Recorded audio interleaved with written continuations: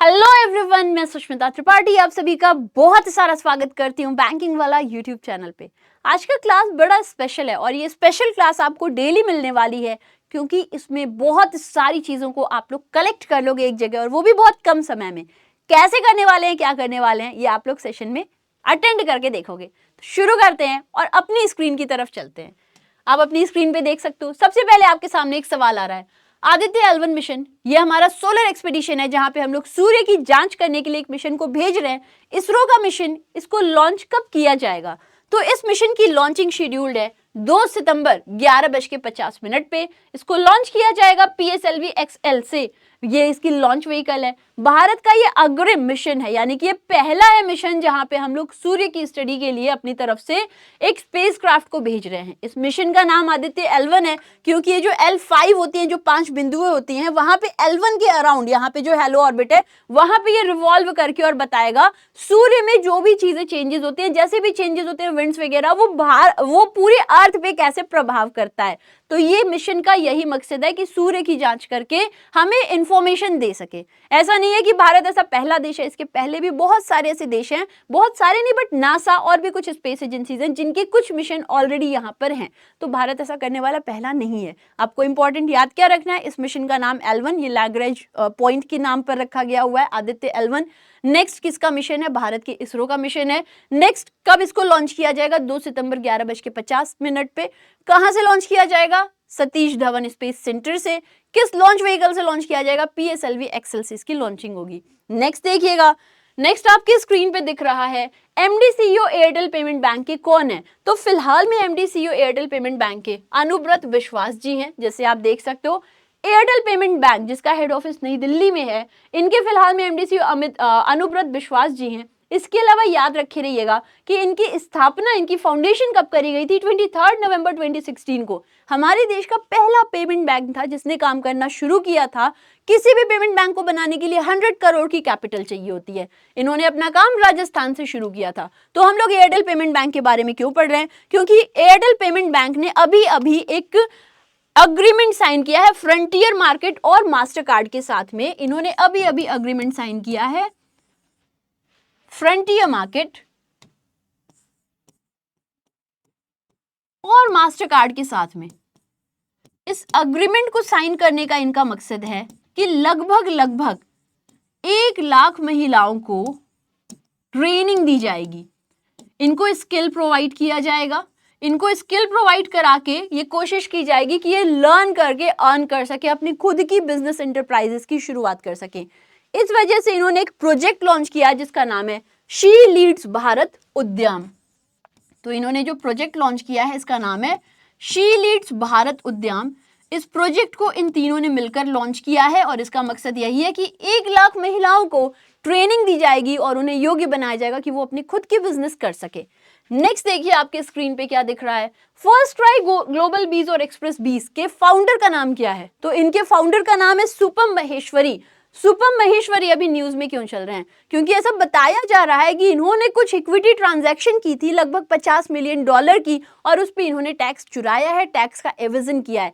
Tax Avision एक बहुत ही गलत काम होता है जिसको करने पे सजा दी जाती है। तो फिलहाल में IT डिपार्टमेंट इनका इन्वेस्टिगेशन कर रही है कि ऐसा क्यों किया है, और जिनके साथ में किया है उनके पास में भी उन्होंने मेल कर दिए हैं, उनसे आंसर्स मांगे कि आप लोगों ने इनके साथ मिलकर ऐसा क्यों किया। तो फिलहाल में ये इस वजह से न्यूज में चल रहे हैं क्योंकि इन्होंने $50 मिलियन का टैक्स एविजन किया है। कौन है ये? सुपम महेश्वरी। किसके फाउंडर है? फर्स्ट क्राई, बहुत ही फेमस ब्रांड है बच्चों की।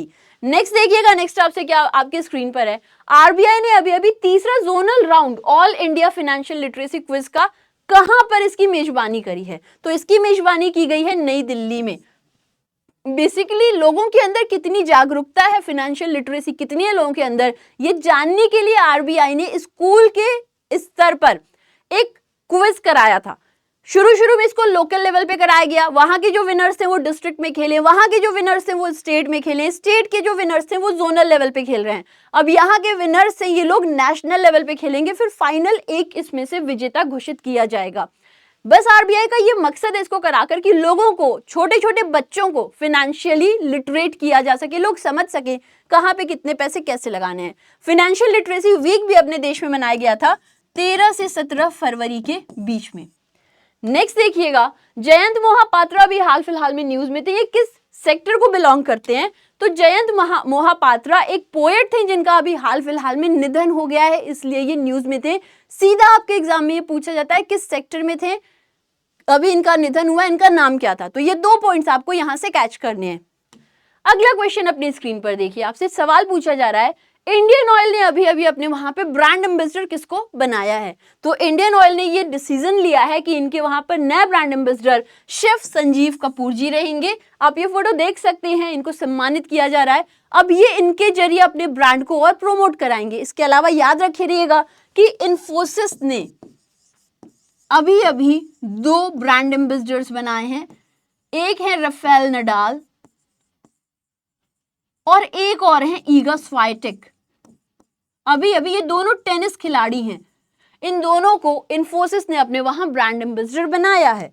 अगला देखिएगा, एनटी रामाराव जी फॉर्मर सीएम किस राज्य के थे? अभी इनकी 100th एनिवर्सरी थी जिसपे कॉमेमोरेटिव कॉइन लॉन्च किया गया है, इसलिए न्यूज में चल रहे थे। तो आपसे पूछा जा रहा है किस राज्य के ये सीएम थे?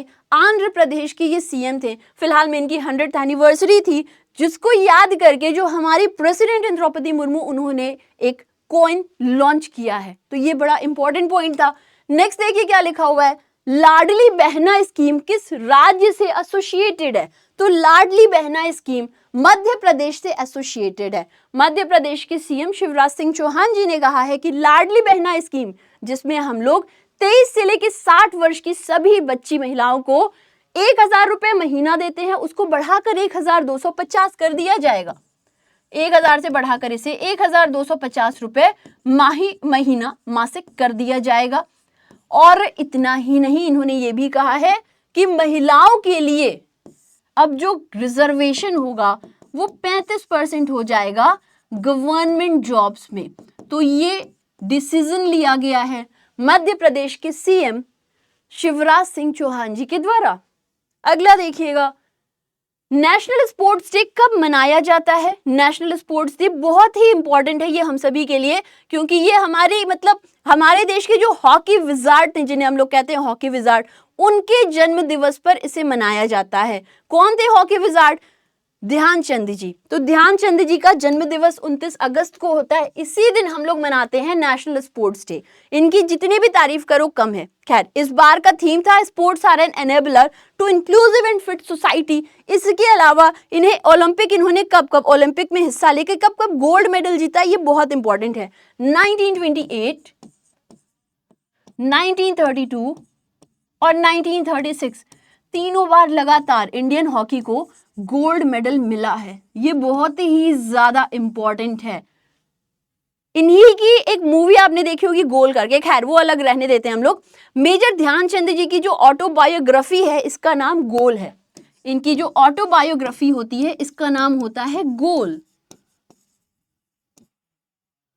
और इन्हें पद्म विभूषण अवार्ड भी मिल चुका है, इन विच पद्म भूषण अवार्ड इन्हें मिला है, नॉट विभूषण, पद्म भूषण 1956 में। तो ये हो गए ध्यानचंद जी। इनका बर्थडे 29 अगस्त को होता है, जिस दिन हम लोग नेशनल स्पोर्ट्स डे मनाते हैं। एक और सवाल है, नेशनल स्मॉल इंडस्ट्री डे हमारे देश में हर साल कब मनता है? तो ये हमारे देश में हर साल 30 अगस्त को मनाया जाता है, ताकि इनका कॉन्ट्रीब्यूशन हम याद कर सकें। वर्ल्ड एमएसएमई डे हर साल 27 जून को मनता है। अब आप लोग मुझे जाते जाते सभी लोग बताइएगा क्लास में आपका कितना इंटरेस्ट आया, या आपको ये क्लास बेनिफिशियल लगी। और एक और सवाल है जो मैं आप सभी से पूछना चाहती हूं कि फिलहाल में एमपी के गवर्नर कौन हैं?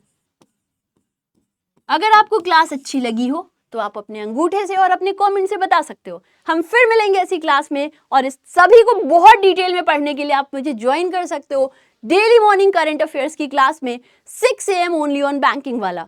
अब फिर मिलते हैं दोस्तों, तब तक के लिए घर पे रहो, स्वस्थ रहो, मस्त रहो, मजे में रहो। Thank you so much. जय हिंद, जय Bharat, god bless you, love you, bye bye.